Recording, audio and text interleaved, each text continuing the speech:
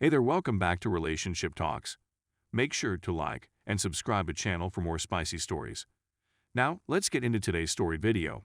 Wife lied and cheated over our entire relationship. I'm sick to my stomach. Account used just once. I'll explain in more detail later. 32. I found out a few months ago that my wife, 30 of 4 years and 9 years together, had an ongoing affair with a man before and after we had our first kid too. This was heartbreaking, and I did a paternity test, which revealed that the kid is happily mine. I still loved her, and she showed such contrition that we made it through therapy, and we were more open and honest, and things were mending, and trust was slowly returning. We found out she was pregnant about the same time, and she claims it's all her fault, but, well, let's go back to last week. Something happens, and I learn of another time she cheated on me in our relationship before we were engaged but still living together. Moved in after first year of dating. This stirs my heart since we have been absolutely honest with each other about everything, or so I thought. And, for the record, I have been completely loyal throughout. I confronted her about lying about it and demanded that she give me the whole truth about everything, and the floodgates flowed. It turns out she's been with 7 other males this entire time. 2 of them were her exes, others who she said were close friends at the time, and yep. Before we were engaged, after we got married, and after we got divorced, the whole time.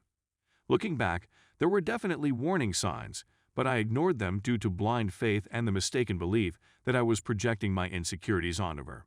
And that's all she's said so far. There might be more. I'm absolutely conflicted. She'd be on the street right now if it weren't for the kids, but she's a nice mother, and I can't abandon my unborn kid. I still adore her, but my feelings are all over the place. I'm embarrassed and humiliated. She's plainly broken, and she's already phoned the therapist. She claims she's sorry and wants this to work and all the right things, but I simply can't trust her after we went through therapy for the first time and she lied pretty much the whole time. I'm at a loss on what to do. Update.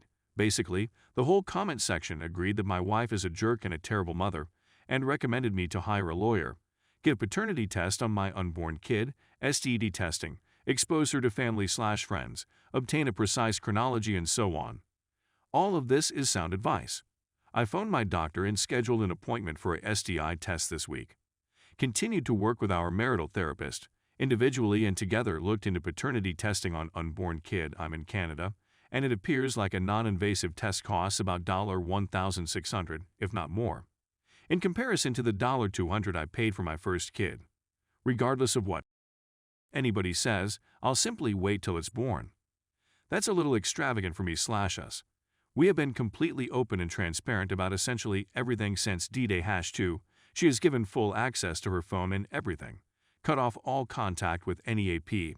I watched as she deleted numbers, blocked Snapchats, etc. She has gone over the timeline multiple times and has begun to write it down with dates and whatever else I have her old phone, which is a lot of text messages between her pals and AP.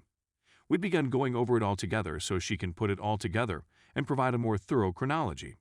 For obvious reasons, she has been nothing but an outstanding wife since, extremely regretful, and has never attempted to play the victim or anything. She accepts full responsibility and swears she will go to any length to repair our marriage. Of course, trust has been shattered, but everything seems to be 100% real because I haven't booted her out of the home. She is now sleeping in the guest bedroom. We called her closest female friend, who was aware of her previous relationships. Wife came clean to her about everything, apologizing for lying to her as well. This buddy is now a supporter of both of us. While we debate the pros and cons of telling more people, whether it's a good idea or not, my wife has allowed/encouraged me to begin flirting with and pursuing other women in a purely physical capacity in the hopes that I'll be able to satisfy any desires/urges that I gave up during our 20s because I stayed faithful while she didn't and got those extra experiences.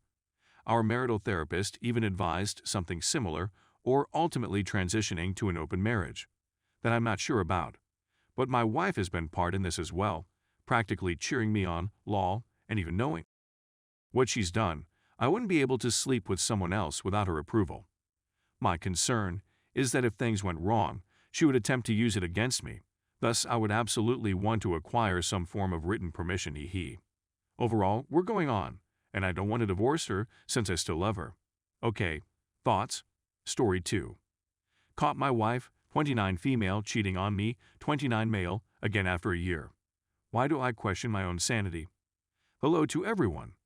This is my first post here, and I just wanted to share, gain some ideas, and rant, since I don't have another channel accessible to me right now that allows me to do so. So I really appreciate everyone who chooses to read and express their honest comments from an outside viewpoint. Background: I'm 29 male, my wife is 29 female, and we have 2 lovely daughters under the age of 4. Keep in mind that my wife is depressed, was hospitalized and diagnosed as suicidal at one time. She takes medicine, or should take medication as prescribed. Story: in December 2020, I discovered my wife having an affair. I didn't find out until a month later, January 2022, when my 2-year-old daughter handed me my wife's mobile phone, which was lying out in the living room. The lights illuminated as a result of an incoming text message. I spotted the text message "I love you" as soon as I picked up the phone. My heart sank as I recognized the name. It was a close friend of hers. Not only from that message, but also from previous communications, I felt rage, astonishment, disillusionment, and gloom. I couldn't believe I was in the middle of what I considered a nightmare. I asked my wife a question when I met her with her phone: "What exactly is this? What exactly is going on?" I kid you not, the first thing she says is, "Why are you even looking at my phone?" I became even more enraged as a result.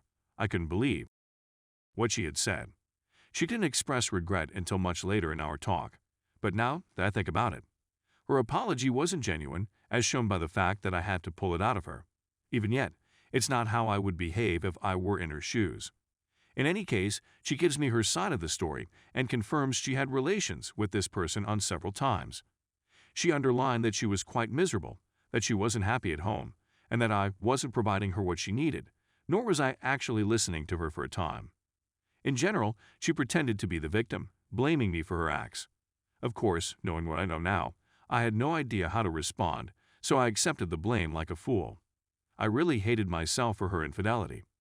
Devastation and heartbreak don't even begin to describe how I felt and how I feel still simply thinking about it. I would not wish this behavior on anyone. 1 month later, I decided that I wanted to continue our relationship and attempt to reconcile, but the only way for it to work was for her to end the affair and ban this person from all social media platforms, messaging apps, and so on. Remove this home wrecker from our family. She did that, and I was there when she called and blocked him on all social media platforms. A year goes by, and although we had some bumps on the road, I felt like things were improving.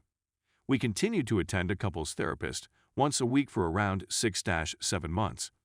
We concluded the classes believing that we no longer need them and proceeded to put what we had learned into practice. It's presently Saturday morning in February 2022. I get out of bed at 5:30 a.m. to feed our cat. When I returned to our bedroom, I saw her phone was out next to her. I just wanted to put the phone down and go back to sleep until I saw it was the AP account. I couldn't believe what I was seeing. For a brief minute, I considered this to be nothing more than a nightmare. I didn't browse through the messages since there were plenty for me. Everything that I believed had ended a year ago flashed before my eyes. This time, I was cool and collected, and I didn't shout in rage as I did the previous time. I roused her and said, "Who exactly is this? What exactly is going on?" She didn't say anything for 5-10 minutes. There was total quiet. She then goes on to describe it once again. She wasn't happy, she was miserable, and she didn't really get over her emotions for this person. However, he just contacted me to ensure that I was still alive. At that moment, I couldn't believe anything she said. The second opportunity, the sliver of confidence I still had in her, was spat back in my face. She didn't apologize soon away after that. She attempted to play the victim, justifying her actions and claiming it was my fault for believing we didn't need to continue couples counseling after 6-7 months. I went outside for 30 minutes, returned, and stated I'm looking for a divorce. Even though I still love you, I can't keep torturing myself. Since then, I've been questioning myself. My self-esteem has never been so low in my whole life. I feel marriage is important because that is how I was reared. So we're now in the process of hiring a lawyer to help us prepare for the divorce. I'm still processing things, talking to my pals for support and so on. When we divorce, I want to inform her family why we split, rather than her attempting to conceal the facts. But what do you think? Should I do it? I feel obligated to guarantee that they do not believe any falsehoods she may tell to further her own goal. Finally, 1. Why do cheaters try to play the victim when they are caught? 2. Why do cheaters point the blame at the betrayed spouse? 3. Why do I doubt my own sanity when I wasn't the one who cheated? Thank you again to everyone who took the time to read and offer their opinions. I hope everyone who has moved on is in a better mental condition and is with someone who really loves and respects them no matter what happens.